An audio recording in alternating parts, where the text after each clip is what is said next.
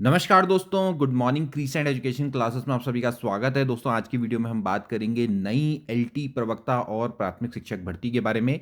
KVS और NVS के द्वारा दोस्तों बम्पर भर्ती निकाली गई है। केंद्रीय विद्यालय संगठन और नवोदय विद्यालय समिति के द्वारा दोस्तों ये भर्ती निकाली गई है। आज हम दोस्तों इसकी डिटेल में चर्चा करेंगे। इसकी शैक्षिक योग्यता क्या रहेगी, आयु सीमा क्या रहने वाली है, शुल्क कितना रहेगा और परीक्षा पैटर्न क्या रहने वाला है, इस सभी के बारे में दोस्तों आज हम चर्चा करेंगे और कौन कौन इसके लिए अप्लाई कर सकता है। चलिए आज की वीडियो को शुरू करते हैं।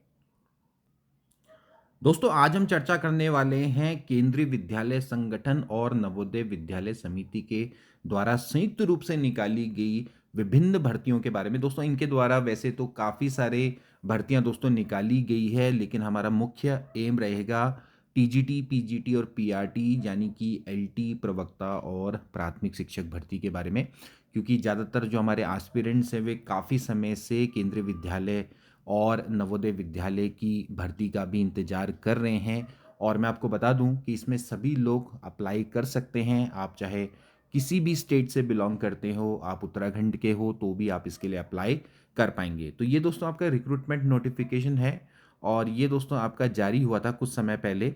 और इसके बारे में दोस्तों हम थोड़ा सा चर्चा करेंगे। देखिए, जो वैकेंसीज़ हैं आप देख सकते हैं यहाँ पर असिस्टेंट कमिश्नर की निकली है, असिस्टेंट कमिश्नर एकेडमिक की निकली है, ठीक है, प्रिंसिपल की निकली है, वाइस प्रिंसिपल की निकली है इन केवीएस।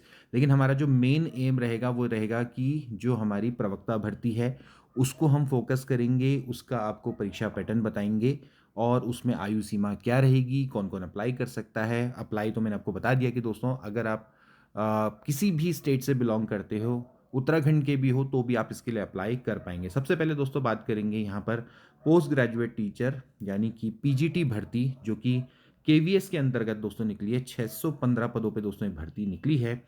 इसमें आप देख सकते हैं कि हिंदी हो, इंग्लिश हो, physics, chemistry, mathematics, biology, history, geography, economics, commerce, computer science, biotechnology सभी में दोस्तों ये भर्ती निकली है। और आप देख सकते हैं कि जो टोटल भर्ती अगर आप देखें तो ये 1465 है। ये अनरिजर्व का आंकड़ा था दोस्तों। और यहाँ पर आप देख सकते हैं अनरिजर्व के लिए 615 है, ईडब्ल्यूएस के लिए 141 है। और यहाँ पर आप देख सकते हैं कि भाई 1465 पदों पे दोस्तों यहाँ पर भर्ती ये देखने को मिल रही है। इसमें अगर आप अपने सब्जेक्ट वाइज पदों को भी दोस्तों देख सकते हैं। टोटल इन्होंने मामला यहाँ पर क्लियर कर रखा है। हिंदी में 52 पद हैं अनरिजर्व के लिए, ईडब्ल्यूएस के लिए 12 हैं, ओबीसी के लिए 33 हैं, एससी के लिए 18 हैं, ठीक है, कुल मिला के 124 पद हैं। ऐसी मैथ्स के लिए दोस्तों कुल मिला के यहाँ पर 80 पद हैं। ओके, तो ये यहाँ पर दोस्तों आंकड़ा यहाँ पर दिख रहा है, आप एक बार इसको देख लीजिएगा। और इसका जो एडवर्टीजमेंट है वो हम अपने टेलीग्राम चैनल पर दोस्तों अपलोड कर देंगे। लिंक अबाउट सेक्शन में दोस्तों दिया गया है, वहाँ पर आप इसको डिटेल में देख पाएंगे। फिलहाल आप इसको एक नज़र पे उठा के देख लीजिए। इसके अलावा देखिए पोस्ट ग्रेजुएट टीचर है जो कि एनवीएस में निकली है। देखिए ये एनवीएस और केवीएस इस बार इन्होंने संयुक्त रूप से दोस्तों भर्ती निकाली है। वैसे इनके अलग अलग आते हैं विज्ञापन, लेकिन इस बार इन्होंने संयुक्त रूप से दोस्तों ये भर्ती निकाली है। तो यहाँ पर भी आप दोस्तों देख सकते हैं कि इसमें भी Hindi, English, physics, chemistry, mathematics, biology, history, geography इन सभी सब्जेक्टों में दोस्तों यहाँ पर पद निकले हैं। और अगर आप यहाँ पर अगर पोस्ट ग्रेजुएट की अगर मैं बात करूँ तो पोस्ट ग्रेजुएट में जो टोटल नंबर ऑफ पोस्ट अगर आप देखेंगे तो 1513 पदों पर दोस्तों ये भर्ती निकली है। और सभी सब्जेक्ट में दोस्तों आपको यहाँ पर भर्ती देखने को मिल जाएगी। मैथमेटिक्स में भी अगर आप देखें तो 167 पदों पे दोस्तों यहाँ पर भर्ती देखने को मिल रही है। ऐसे हिंदी की बात करें तो 127। तो दोस्तों यहाँ पर आपके लिए भर्ती निकली है दोस्तों। इसी तरह से पोस्ट ग्रेजुएट टीचर अगर आप मॉडर्न इंडियन लैंग्वेज की दोस्तों बात करें, जैसे लैंग्वेज के टीचर के लिए, तो ये आपकी एनवीएस में निकली है। तो जैसे आसामी है, गारो है, तमिल है, तेलुगु है, उर्दू है, बांग्ला है, मणिपुरी है, इसमें दोस्तों यहाँ पर ये पद निकले हैं। तो टोटल मिला के यहाँ पर आप देख सकते हैं कि 18 पदों पर दोस्तों ये भर्ती निकली है। इसी तरह से अब आप बात करेंगे एलटी भर्ती की, यानी कि ट्रेन ग्रेजुएट टीचर की। तो केंद्रीय विद्यालय में आप देख सकते हैं, केंद्रीय विद्यालय संगठन में तो सभी Hindi, English, Sanskrit, social study, mathematics, science, physics and health education, physical and health education, art education, work experience and special educator सभी के लिए दोस्तों यहाँ पर भर्ती निकली है। अनरिजर्व के लिए 1153 पोस्ट हैं, लेकिन कुल मिला के 2794 पदों पर दोस्तों ये भर्ती यहाँ पर निकली है। ऐसे ही लाइब्रेरियन की भी दोस्तों निकली है। अगर आप train graduate teacher in NVS की बात करें तो यहाँ पर भी आप देख सकते हैं सभी सब्जेक्ट्स में पद निकले हैं। ओके, और मैथमेटिक्स में आप देखिए 279 पदों पे दोस्तों ये भर्ती निकली है। कुल मिला के देखा जाए तो 2978 पदों पे दोस्तों ये भर्ती निकली है, जो कि नवोदय विद्यालय समिति पर है। ऐसे ही फिर ट्रेन ग्रेजुएट टीचर अगर आप बात करें नवोदय विद्यालय में लैंग्वेज की, तो थर्ड लैंग्वेज में तो यहाँ पर जितनी भी लैंग्वेज हैं इनमें दोस्तों ये भर्ती निकली हैं। और अगर आप देखेंगे तो टोटल पदों की संख्या यहाँ पर देखेंगे तो 443 पदों पर दोस्तों ये भर्ती निकलती है, जिसमें अनरिजर्व हैं आपके 213 पद। ओके, इसके बाद फिर आती है पीआरटी यानी कि प्राइमरी टीचर इन केंद्रीय विद्यालय। तो प्राइमरी टीचर इन केंद्रीय विद्यालय में आप देखेंगे तो यहाँ पर दोस्तों जैसे कि स्पेशल एजुकेटर की निकली है पीआरटी, फिर पीआरटी की भर्ती, फिर पीआरटी म्यूजिक, तीनों का कंबाइंड देखें तो कुल मिला के 3,365 पदों पे ये भर्ती दिखती है, जिसमें अनरिजर्व के 1,369 दोस्तों यहाँ पर पद हैं। तो ये भर्ती यहाँ पर दिख रही है। पीआरटी आपको केवीएस में मिलेगी, पीआरटी एनवीएस में नहीं मिलेगी, क्योंकि एनवीएस नवोदय विद्यालय में पीआरटी नहीं होते हैं, क्योंकि यहाँ पर कक्षा 6 से दोस्तों स्टार्ट होते हैं नवोदय। तो वहाँ पर आपको पीआरटी नहीं देखने को मिलेगा, वहाँ पर केवल टीजीटी और पीजीटी देखने को मिलेगा। ठीक है, इसके अलावा फिर देखिए नॉन टीचिंग पोस्ट भी निकली है केंद्रीय विद्यालय में। अभी फिलहाल हमारा ये फोकस नहीं रहेगा। अब दोस्तों बात करेंगे शैक्षिक योग्यता की। सबसे पहले बात कर लेते हैं पोस्ट ग्रेजुएट टीचर यानी कि प्रवक्ता की। तो इसका पे स्केल तो दोस्तों वही रहेगा जो कि उत्तराखंड में भी रहता है, यानी कि लेवल 8 4800 ग्रेड पे, लेकिन इसकी जो मैक्सिमम एज रहेगी दोस्तों वो रहेगी 40 ईयर्स। इसके लिए एसेंशियल क्वालिफिकेशन क्या है दोस्तों, आपको संबंधित सब्जेक्ट में पोस्ट ग्रेजुएट होना चाहिए। ठीक है, या फिर आपने अगर इंटीग्रेटेड कोर्स किया है फ्रॉम एनसीटी और जिसमें कि आपका बीएड भी रहता है तो 50% मार्क्स चाहिए। तो यहाँ पर आपको पोस्ट ग्रेजुएट में परास्नातक में आपके 50% मार्क्स दोस्तों आपके होने चाहिए। साथ ही साथ आपको बीएड होना चाहिए, जिसमें आपके 50% मार्क्स दोस्तों यहाँ पर होने चाहिए। इसके अलावा बाकी तो चीज़ें वही है, proficiency in teach in Hindi and English medium, यानी कि हिंदी और अंग्रेजी दोनों में पढ़ाने की क्षमता। अब देख लीजिए यहाँ पर क्या क्या है, जैसे कि अगर आप पीजीटी इंग्लिश बनना चाहते हैं तो आपको सिंपली बात है कि आपकी मास्टर डिग्री इंग्लिश में होनी चाहिए, लेकिन साथ ही साथ आपने वो सब्जेक्ट ग्रेजुएट लेवल पे भी पढ़ा होना चाहिए। वही बात अगर आप पीजीटी एनवीएस की बात करेंगे तो आपको मास्टर डिग्री चाहिए इंग्लिश की, जो कि आपकी पोस्ट ग्रेजुएट में होगी, बट इसमें ऐसा कोई क्राइटेरिया नहीं है कि आपने ग्रेजुएशन में भी वही पढ़ा हो। तो अगर आप बात करेंगे केंद्रीय विद्यालय की, तो केंद्रीय विद्यालय मांगता है कि अगर आप पोस्ट ग्रेजुएट किसी सब्जेक्ट में हैं तो आपका वो सब्जेक्ट ग्रेजुएशन में भी होना चाहिए। हालांकि उत्तराखंड में तो नहीं होता है सब, लेकिन केंद्रीय विद्यालय दोस्तों ये मांगेगा। इसी तरह से पीजीटी हिंदी है केवीएस में, तो आपने वो हिंदी को ग्रेजुएट लेवल पे भी पढ़ा होना चाहिए, पोस्ट ग्रेजुएट तो आपका होगा ही होगा। ठीक है, लेकिन अगर आप एनवीएस की बात करेंगे तो वो खाली हिंदी आपका पोस्ट ग्रेजुएट मांग रहा है, जैसे कि उत्तराखंड में मांगा जाता है। ऐसी दोस्तों बात करें जैसे कि पीजीटी फिजिक्स की, तो पीजीटी फिजिक्स की अगर बात करें तो यहाँ पर साफ साफ है कि जो कंसर्न सब्जेक्ट है वो आपने अपने ग्रेजुएशन लेवल पे भी दोस्तों आपका होना चाहिए। ठीक है, ऐसी पीजीटी केमिस्ट्री है तो वो भी आपका क्या होना चाहिए, आपने पीजी आपने केमिस्ट्री से किया हो, साथ साथ आपने ग्रेजुएशन पे भी वो पढ़ा होना चाहिए। ऐसे ही पीजीटी मैथमेटिक्स है तो आपने वो सब्जेक्ट ग्रेजुएशन में पढ़ना है, पीजी मैथमेटिक्स तो होना ही होना है। पीजीटी इकोनॉमिक्स में भी सेम क्राइटेरिया है, पीजीटी हिस्ट्री में भी दोस्तों सेम क्राइटेरिया है। इन सभी में सेम क्राइटेरिया दोस्तों रहने वाला है। पीजीटी ज्योग्राफी है, चाहे केंद्रीय विद्यालय हो चाहे नवोदय विद्यालय हो। पीजीटी कॉमर्स का थोड़ा सा अलग क्राइटेरिया केवीएस और एनवीएस में। तो यहाँ पर ये क्या है, इन कॉमर्स जो एमकॉम डिग्री है, ठीक है, अप्लाइड बिजनेस इकोनॉमिक्स, ये आपके एलिजिबल नहीं होंगे। ठीक है, तो यहाँ पर साफ साफ दे रखा है कि पीजीटी कॉमर्स में अगर आपने एमकॉम डिग्री है और अप्लाइड और बिजनेस इकोनॉमिक्स में, तो वो आप एप्लीकेबल नहीं हो पाएंगे। बाकी आपको संबंधित कॉमर्स में आपने दोस्तों क्या होना चाहिए, आपको पीजी होना चाहिए। जबकि अगर आप एनवीएस की बात करेंगे तो provide the candidate have studied concern subject at graduation level, यानी कि नवोदय विद्यालय में आपको ग्रेजुएट लेवल पे भी होना चाहिए। इसके अलावा MCom degree in applied business economics वो आपका एलिजिबल नहीं होगा। पीजीटी बायोलॉजी की बात करें तो in biological science, life science और any specialization in concern subject provided that the candidate has studies concern subject in the graduate level, यानी कि आपने ग्रेजुएट लेवल पे भी वो पढ़ा होना चाहिए। इसके बाद फिर एक पोस्ट निकलती है पीजीटी बायोटेक्नोलॉजी केवीएस में। तो biotechnology, microbiology, biochemistry, life science, bio science, genetics, इसमें आपको पोस्ट ग्रेजुएट दोस्तों होना चाहिए। इसमें ग्रेजुएशन की बाध्यता नहीं है। ओके, बाकी डिज़ायरेबल जो क्वालिफिकेशन है उसके ओर को ध्यान नहीं देंगे। इसके बाद दोस्तों अगर आप जैसे post graduate teacher computer science physical education का बनना चाहते हैं तो इसका भी दोस्तों वही है। पहले अगर मैं बात करूँ पीजीटी कंप्यूटर साइंस की, तो एमएससी कंप्यूटर साइंस आईटी से या फिर एमसीए होना चाहिए रिकग्नाइज इंस्टीट्यूट से 50% मार्क्स के संग, या फिर आपने एमई एमटेक किया हुआ विद 50%। साथ ही साथ दोस्तों आपको बीएड भी चाहिए होगा। तो देखिए यहाँ पर जो कंप्यूटर वाले हैं उनसे भी बीएड मांगा जाएगा विद 50%। ठीक है, तो ये आपका पीजीटी कंप्यूटर साइंस का शैक्षिक योग्यता है। इसी essential qualification for physical education, चाहे नवोदय विद्यालय की दोस्तों बात करें तो मास्टर इन फिजिकल एजुकेशन यानी कि एमपीएड होना चाहिए। इसके बाद साथ ही साथ आपका ये 50% मार्क्स से होना चाहिए। ओके, तो ये चीज़ दोस्तों आपको यहाँ पर ध्यान में रखनी है। बाकी सब डिज़ायरेबल है, एसेंशियल में नहीं आता है, डिज़ायरेबल छोड़ो। इसके बाद फिर पीजीटी मॉडर्न इंडियन लैंग्वेज है, तो वहाँ पर एसेंशियल क्वालिफिकेशन क्या रहेगी? तो अगर आपने जैसे इंटीग्रेटेड पोस्ट ग्रेजुएट कोर्स किया है विथ 50% मार्क्स, जिसमें बीएड भी इंक्लूड होता है, तो वो तो रहता ही है। मेन यही है, ज़्यादातर लोग जो करते हैं वो है master degree from recognise institute, यानी कि अगर आपने पीजी किया हुआ है इन विथ 50% मार्क्स, है ना, तो वो आपका चलेगा, जो भी आपकी मॉडर्न लैंग्वेज रहेगी, जिस लैंग्वेज से आप पेपर देने जा रहे हैं। साथ ही साथ आपको क्या होगा, बीएड चाहिए होगा 50% मार्क्स से, तो ये आपका यहाँ पर रहेगा। ठीक है। इसके बाद दोस्तों बात करेंगे अब टीजीटी जो शिक्षक हैं उनकी योग्यता के बारे में, यानी कि एलटी की हम बात कर रहे हैं। तो इनका लेवल दोस्तों 7 रहेगा 4600 ग्रेड पे, जो कि उत्तराखंड में भी है। इसमें जो एज है वो 35 साल से दोस्तों ऊपर नहीं होनी चाहिए। अपर एज में छूट मिलेगी दोस्तों, उसके बारे में भी दोस्तों चर्चा करेंगे। महिलाओं के लिए स्पेशल छूट है 10 साल की। तो यहाँ पर देख लीजिए, केंद्रीय विद्यालय है, तो सबसे पहले शैक्षिक योग्यता की बात करें, चाहे केंद्रीय विद्यालय हो चाहे नवोदय विद्यालय है, तो आपको सबसे पहले बैचलर डिग्री होनी चाहिए संबंधित विषय में, और 50% मार्क्स दोस्तों आपके होने चाहिए। साथ ही साथ आपको बीएड होना चाहिए 50% मार्क्स से, दोनों की यही दोस्तों रहने वाली है। इसके बाद दोस्तों आपने साथ ही साथ सेंट्रल टैट भी दोस्तों क्वालिफाई किया होना चाहिए। सेंट्रल टैट 2 की दोस्तों बात करें तो CTET 2 क्वालिफाई दोस्तों करना होगा। इसके अलावा और कोई सा भी टैट नहीं चलेगा, चाहे अब यू टैट हो चाहे एस टैट हो, कोई फ़र्क नहीं पड़ता, आपको CTET क्वालिफाई होना चाहिए। ओके। इसके बाद आपको इंग्लिश और हिंदी में पढ़ाने की क्षमता आपकी होनी चाहिए। ये चीज़ दोस्तों ध्यान रखनी है। तो यहाँ पर जैसे कि अगर आप अलग अलग सब्जेक्ट की दोस्तों जैसे बात करें, तो जैसे कि टीजीटी हिंदी है, तो हिंदी में आपको दोस्तों क्या होना चाहिए, आपको पोस्ट ग्रेजुएट होना चाहिए। और आपने वो जो हिंदी है वो आपने 3 साल पूरा का पूरा पढ़ा होना चाहिए, 6 सेमेस्टर आपने पढ़ा होना चाहिए।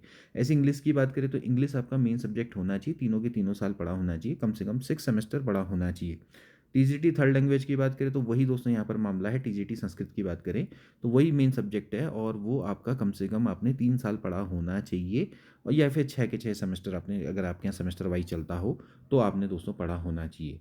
इसके बाद दोस्तों आप बात करेंगे मैथ्स, साइंस और सोशल स्टडी के, अगर आप टीचर बनना चाहते हैं तो उसकी योग्यता क्या रहेगी। तो देखिए, मैक्सिमम एज तो 35 ईयर्स रहेगी। अब देखिए, जैसे अगर आप केंद्रीय विद्यालय में बनना चाहते हैं, नवोदय विद्यालय में बनना चाहते हैं, तो उसकी क्या योग्यता है एक बार देख लेते हैं। तो यहाँ पर दोस्तों अगर मुख्य योग्यता की मैं बात करूँ तो बैचलर या फिर ऑनर डिग्री होना चाहिए फ्रॉम द रिकग्नाइज यूनिवर्सिटी, जिसमें आपके 50% मार्क्स होने चाहिए कंसर्न सब्जेक्ट में, और साथ ही साथ दोस्तों आपके combination of the subject also. कहने का मतलब ये है कि आपने जैसे ग्रेजुएशन किया है, और आपको जैसे आप टीजीटी मैथमेटिक्स के लिए दोस्तों अगर आप अप्लाई करना चाहते हैं, तो आपको मैथ्स में तो 50% मार्क्स चाहिए ही चाहिए। बाकी आपके एग्रीगेट में, यानी कि टोटल आप जब कंबाइन करेंगे, जैसे आपने मान लेते फिजिक्स मैथ केमिस्ट्री से किया हुआ है, तो आपका टोटल भी 50% बनना चाहिए। तो उस सब्जेक्ट में भी 50% मार्क्स चाहिए, और साथ ही साथ आपका जो ग्रेजुएशन में 50% बनता है वो भी होना चाहिए। ठीक है। तो कई बार क्या होता है कि कई लोगों के 50% वैसे तो ओवरऑल होते हैं, लेकिन उस सब्जेक्ट में कम मार्क्स होते हैं, तो उस सब्जेक्ट पे भी ध्यान रखना है। तो ये चीज़ यहाँ पर दोस्तों लिखी है। साथ ही साथ आपको क्या होना चाहिए, बीएड डिग्री आपकी होनी चाहिए, जिसमें आपके 50% मार्क्स दोस्तों आपके होने चाहिए। ये चीज़ ध्यान रखनी है। इसके अलावा वही आपको सेंट्रल टेट 2 दोस्तों आपका क्वालिफाई होना चाहिए, ये चीज़ आपने ध्यान रखनी है। अब जैसे अगर आप टीजीटी मैथ्स बनना चाहते हैं, तो जैसे आपको सबसे पहले क्या है कि भाई मैथ्स आपका मेन सब्जेक्ट होना चाहिए, 3 साल आपने पढ़ा होना चाहिए, 6 सेमेस्टर में आपने पढ़ा होना चाहिए। इसके बाद फिजिक्स आपकी कम से कम 1 साल होनी चाहिए, या फिर आपकी 2 सेमेस्टर होनी चाहिए। तो फिजिक्स और मैथ्स तो होनी होनी चाहिए। मैथ्स आपका मेन सब्जेक्ट होगा, और फिर उसके बाद फिजिक्स होगा। उसके बाद फिर आप इलेक्ट्रॉनिक्स, कंप्यूटर साइंस या स्टैटिस्टिक्स में से कोई भी आपका एक सब्जेक्ट चलेगा, या फिर केमिस्ट्री। तो केमिस्ट्री, इलेक्ट्रॉनिक्स, कंप्यूटर साइंस या स्टैटिस्टिक्स में से एक सब्जेक्ट आपका होना चाहिए, जो कि आपने 1 साल कम से कम पढ़ा होना चाहिए, आपने 2 सेमेस्टर आपने पढ़ा होना चाहिए। ये चीज़ दोस्तों आपने ध्यान में रखना है। इसके बाद अगर आप बीएससी ऑनर्स हैं फिजिक्स से या फिर केमिस्ट्री के लिए, तो फिर आप टीजीटी मैथ्स के लिए अप्लाई नहीं कर पाएंगे। तो ध्यान रखना है कि यहाँ पर मैथ्स मेन सब्जेक्ट है, जो कि 3 साल पढ़ा होना चाहिए। उसके बाद जो सेकंड सब्जेक्ट आएगा वो आएगा फिजिक्स, जो कि आपने कम से कम 1 साल पढ़ा होना चाहिए। फिर उसके बाद आपके पास 4 सब्जेक्ट की चॉइस है। इसमें इलेक्ट्रॉनिक्स आता है, कंप्यूटर साइंस आता है, केमिस्ट्री आता है, स्टैटिस्टिक्स आता है। तो इन चारों में से कोई एक सब्जेक्ट होगा, और जिसमें आपने कम से कम 1 साल उसको पढ़ा होना चाहिए। ये आप समझ लीजिए। ठीक है। ऐसे भी टीजीटी साइंस की दोस्तों बात आएगी, तो टीजीटी साइंस में भी दोस्तों यही रहेगा कि आपने बायोलॉजी हो या लाइफ साइंस हो या बॉटनी हो, जूलॉजी हो, एज ऑनर्स या मेन सब्जेक्ट आपने कम से कम 3 साल आपने दोस्तों पढ़ा होना चाहिए। तो मेन सब्जेक्ट दोस्तों क्या क्या है, जैसे कि आपका बायोलॉजी और लाइफ साइंस है, तो बाकी के सब्जेक्ट क्या हो गए, जैसे केमिस्ट्री है, बॉटनी है, जूलॉजी है। फिर ऐसी बॉटनी है तो फिर आपका केमिस्ट्री और जूलॉजी होनी चाहिए, जूलॉजी है तो केमिस्ट्री बॉटनी। मतलब कहने का मतलब ये है कि आपका मतलब अगर आपका मेन सब्जेक्ट है बायोलॉजी तो इसको आपने 3 साल पढ़ा होना चाहिए, बाकी के जो 2 सब्जेक्ट हैं वो एक एक साल पढ़े होने चाहिए। ऐसी बॉटनी अगर आपका मेन सब्जेक्ट तो 3 साल इसको पढ़ो, बाकी के एक एक साल ये होने चाहिए। ये अगर आपका मेन सब्जेक्ट 3 साल ये होने चाहिए, बाकी एक एक साल ये होने चाहिए, ठीक है।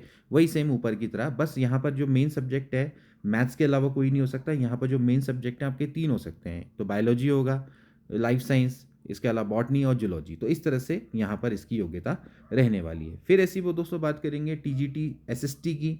तो कैंडिडेट ने should have study any 2 subject out of history, geography, economics and political sciences graduation and level out of which one must be either history और ज्योग्राफी। मतलब कहने का मतलब 4 सब्जेक्ट में से कोई भी 2 सब्जेक्ट आपके पढ़े होने चाहिए, कम से कम 3 साल यहाँ पर ध्यान रखना है, और या फिर 6 सेमेस्टर आपके होने चाहिए, ठीक है।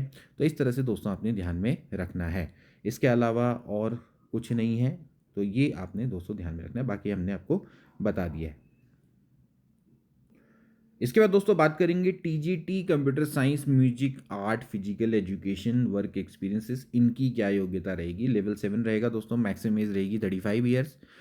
टीजीटी कंप्यूटर साइंस की दोस्तों अगर बात करें तो आपकी बैचलर डिग्री होनी चाहिए इन कंप्यूटर साइंस लाइक बीसीए, अगर आपने 50% मार्क्स के संग किया है, या फिर आपने ग्रेजुएशन है कंप्यूटर साइंस से आईटी से, और 50% मार्क्स दोस्तों आपके होने चाहिए in the concern subject as well as in the combination, okay. या फिर आपने बी या फिर बीटेक किया हुआ है 50% के संग। इसके अलावा आपको दोस्तों यहाँ पर सेंट्रल टैट 2 चाहिए होगा, साथ ही साथ आपको बीएड चाहिए होगा विद 50%। दोस्तों आपने यहाँ पर ध्यान रखना है। ऐसी टीजीटी म्यूजिक की बात करें दोस्तों तो आपका बैचलर डिग्री होनी चाहिए म्यूजिक से या परफॉर्मिंग आर्ट्स से, जो भी आपका from the recognise institute, with 50% marks in the concern subject as well as in the combination. Aggregate में भी दोस्तों आपका होना चाहिए। इसके साथ ही साथ आपने अपने दोस्तों 50% मार्क्स होने चाहिए आपके बीएड में। इस चीज़ को आपने दोस्तों बिल्कुल अच्छे से ध्यान में रख लेना है। ऐसी फिर आप टीजीटी आर्ट की दोस्तों बात करेंगे तो टीजीटी आर्ट में भी दोस्तों आपकी बैचलर डिग्री होनी चाहिए ड्राइंग एंड पेंटिंग में या स्कल्पचर में या ग्राफिकल आर्ट में दोस्तों, फिर वही 50% मार्क्स में, ओके। एंड देन आपके बीएड में फिर 50% मार्क्स आपके दोस्तों यहाँ पर होने चाहिए, ठीक है। ये चीज़ ध्यान रखेंगे। इसके अलावा अगर आपने टीजीटी फिजिकल एजुकेशन के लिए दोस्तों अप्लाई कर रहे हैं तो फिर वही आपको यहाँ पर 4 ईयर्स इंटीग्रेटेड कोर्स है बीपीएड का फ्रॉम एनसीटी विथ 50% मार्क्स, वो आपका होना चाहिए। या फिर आपने बैचलर डिग्री होगी physical education, physical education sports, NCT से रिकग्नाइज होना चाहिए, 50% मार्क्स होने चाहिए अलॉन्ग विद बीपीएड, तो वो भी आपका चल जाएगा, ठीक है। ये चीज़ आपने ध्यान में रखनी है, ओके। तो ये आपकी फिजिकल एजुकेशन की क्वालिफिकेशन है। इसके अलावा अगर आपने टीजीटी पीएनएचई से दोस्तों आप कर रहे हैं, यानी कि आपका फिजिकल एंड हेल्थ एजुकेशन की दोस्तों यहाँ पर बात हो रही है, तो यहाँ पर भी 4 ईयर्स का इंटीग्रेटेड कोर्स दोस्तों आपका चल जाएगा 50% मार्क्स के संग। या फिर आपने ग्रेजुएशन किया होगा फ्रॉम रिकग्नाइज यूनिवर्सिटी एंड साथ ही साथ आपका बीपीएड होना चाहिए विथ 50% मार्क्स, ओके। तो वो फिर आपका दोस्तों यहाँ पर चल जाएगा, ठीक है। तो ये दोस्तों आपकी क्वालिफिकेशन रहने वाली है टीजीटी के लिए। अगर आप स्पेशल एजुकेटर हैं टीजीटी के तो उसके लिए दोस्तों आपका जो लेवल 7 है वो तो रहेगा ही, मैक्सिमम एज होगी 35। तो सबसे पहले ग्रेजुएशन रहना चाहिए from the recognise university from 50% marks, okay. इसके अलावा अगर आपने एनी ऑफ द फॉलोइंग आपने किया हुआ, या तो आपने बीएड किया हो स्पेशल एजुकेशन से 50% मार्क्स से, या फिर आपने बीएड जनरल किया हो with at least 50% marks along with 1 year diploma in special education, यानी कि अगर आपने खाली जनरल बीएड कर रखा है और साथ ही साथ आपके पास स्पेशल एजुकेशन का 1 ईयर का डिप्लोमा है तो भी आप अप्लाई कर पाएंगे। ऐसी अगर आपके पास ओनली बीएड है 50% marks with 2 year diploma in special education तो आप अप्लाई कर पाएंगे। इसके अलावा बीएड है आपके पास 50% marks, post graduate professional diploma in special education जिसको पीजी पीडी बोला जाता है वो किया हुआ तो चल जाएगा। ऐसे ही अगर आपने बीएड किया हुआ है ओनली 50% और post graduate in professional certificate in special education तो भी चल जाएगा दोस्तों, ठीक है। पीजीपीसी बोलते हैं इसको। इसके अलावा पीजी डिप्लोमा अगर आपने स्पेशल एजुकेशन में दोस्तों किया हुआ है तो भी आप अप्लाई कर पाएंगे। मेंटल रिटार्डेशन की केस की बात हो रही है, PG diploma in special education. Multiple disability की बात करें जैसे फिजिकल एंड न्यूरोलॉजिकल होता है, PG diploma in special education जैसे कि लोकोमोटर इम्पेयरमेंट होता है या फिर सेरेबल पॉलिसी होता है, तो इसमें अगर आपने किया हुआ है, ठीक है। ऐसे secondary level teachers training course in visual impairment में इसमें दोस्तों आपका चल जाएगा, ठीक है। Senior diploma in teaching the deaf and BA BEd with at least 50% marks in visual impairment या फिर any other equivalent qualification approve by RCI, तो ये चल जाएगा। ठीक है, ये तो हो गया आपका पहला क्राइटेरिया ग्रेजुएशन, दूसरा आपका इनमें से कोई, और तीसरा आपने दोस्तों यहाँ पर क्या होना चाहिए, सेंट्रल टेट 2 वो दोस्तों आपका क्या होना चाहिए, पास होना चाहिए। चौथा क्या है दोस्तों, आप अगर आपने आपका रजिस्ट्रेशन जरूर होना चाहिए आरसीआई से विद सीआरआर नंबर से, ठीक है, रिहैबिलिटेशन काउंसिल ऑफ इंडिया से दोस्तों, और इसके अलावा proficiency of teaching in Hindi and English also. तो ये दोस्तों आपकी क्वालिफिकेशन रहेगी एक स्पेशल एजुकेटर की। ठीक है, अगर आप टीजीटी स्पेशल एजुकेटर बनना चाहते हैं। फिर दोस्तों अगर मैं बात करूंगा प्राइमरी टीचर की म्यूज़िक के या पीआरटी म्यूज़िक की, तो दोस्तों यहाँ पर ध्यान रखना है कि आपका लेवल्स इसमें रहेगा 6 यानी कि 4200 ग्रेड पे, लेकिन इसमें एज जो है वो 30 साल से ऊपर नहीं होनी चाहिए।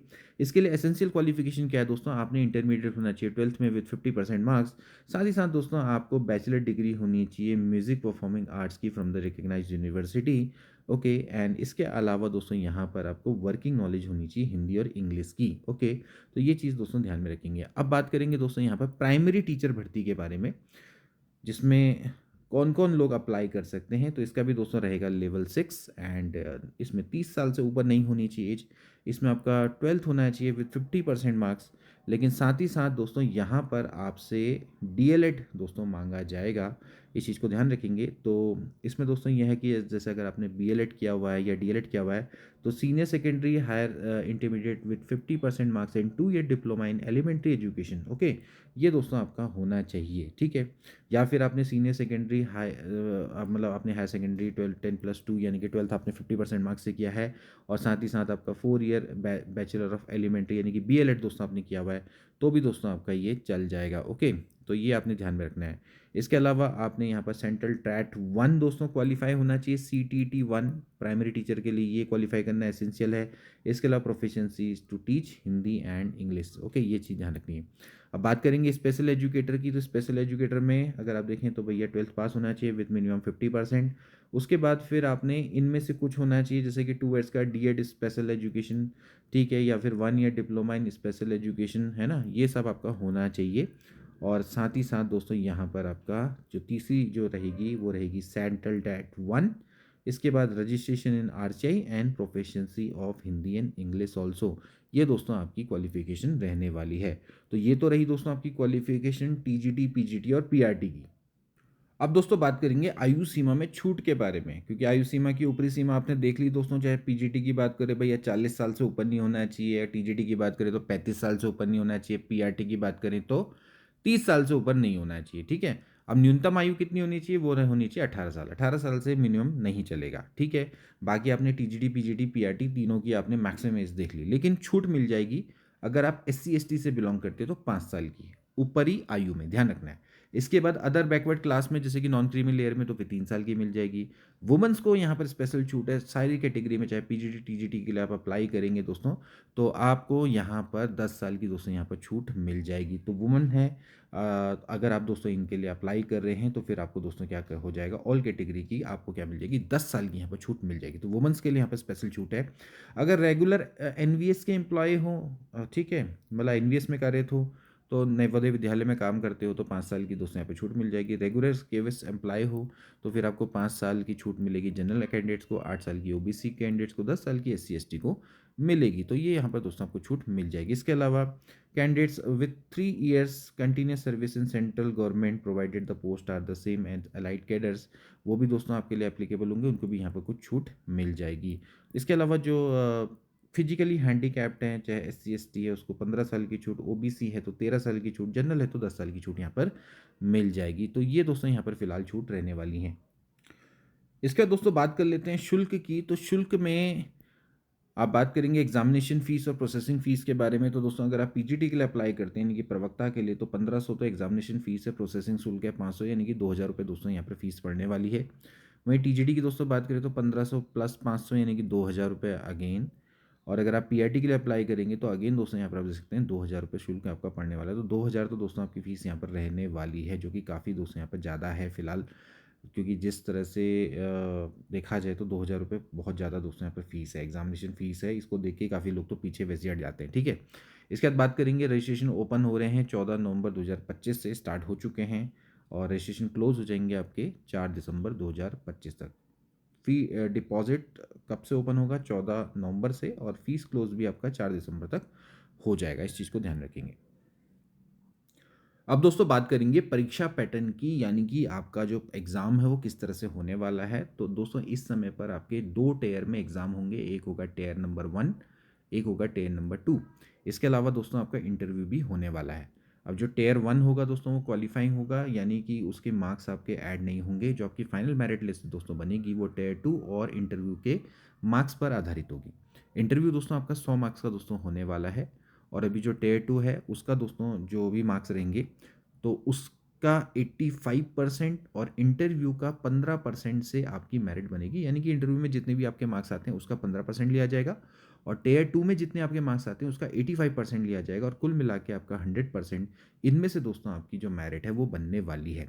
टियर 1 दोस्तों आपको क्वालिफाई करना होगा, इसके मार्क्स आपके फाइनल मेरिट लिस्ट में ऐड नहीं होंगे। तो एक बार दोस्तों मैं आपको टियर 1 का दोस्तों जो सिलेबस है वो दिखा देता हूँ। तो यहाँ पर दोस्तों ये आपका टायर 1 का दोस्तों सिलेबस रहने वाला है। इसमें आपसे ऑब्जेक्टिव टाइप क्वेश्चन ही पूछे जाएंगे।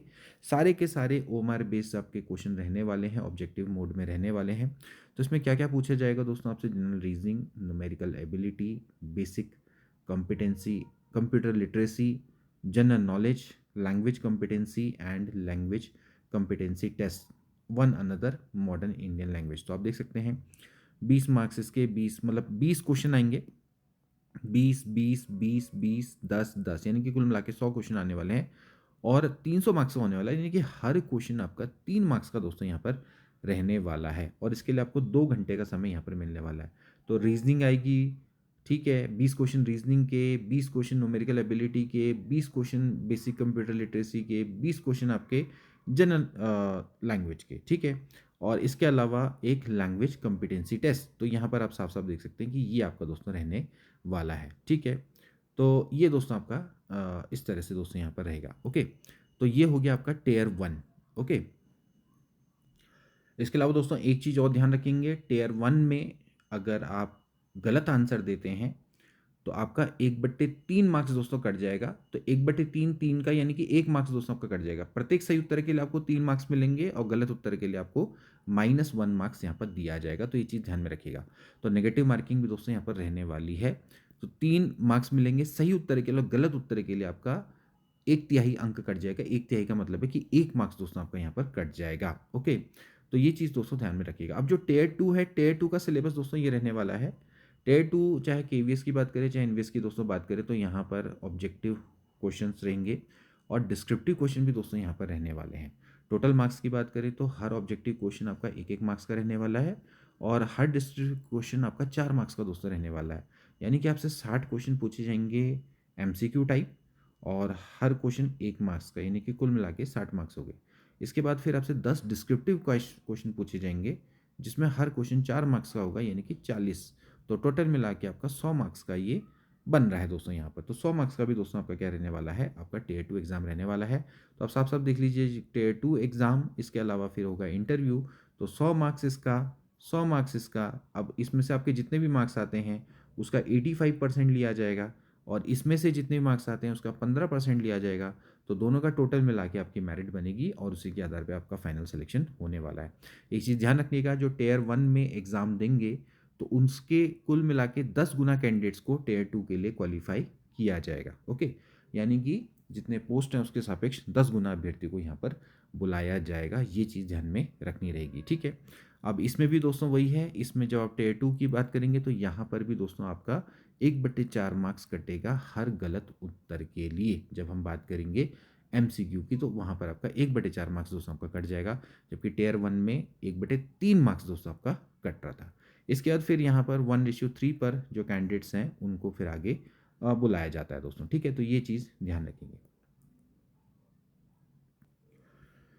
तो दोस्तों आई होप कि आज की वीडियो में आपको दोस्तों पता लग गया होगा भाई केंद्रीय विद्यालय नवोदय विद्यालय में अप्लाई करने के लिए क्या शैक्षिक योग्यता है, कितना आपको रिलैक्सेशन मिल रहा है, क्या फीस है, क्या परीक्षा पैटर्न है, वो आपको यहाँ पर क्लियर हो गया होगा। अगर कोई भी समस्या है, कुछ भी डाउट है, तो उसके लिए आप कमेंट बॉक्स में कमेंट कर सकते हैं। हम कोशिश करेंगे कि नेक्स्ट वीडियो में आपके सभी सवालों के जवाब दिए जाए। मिलेंगे नेक्स्ट वीडियो में, तब तक के लिए take care and good bye.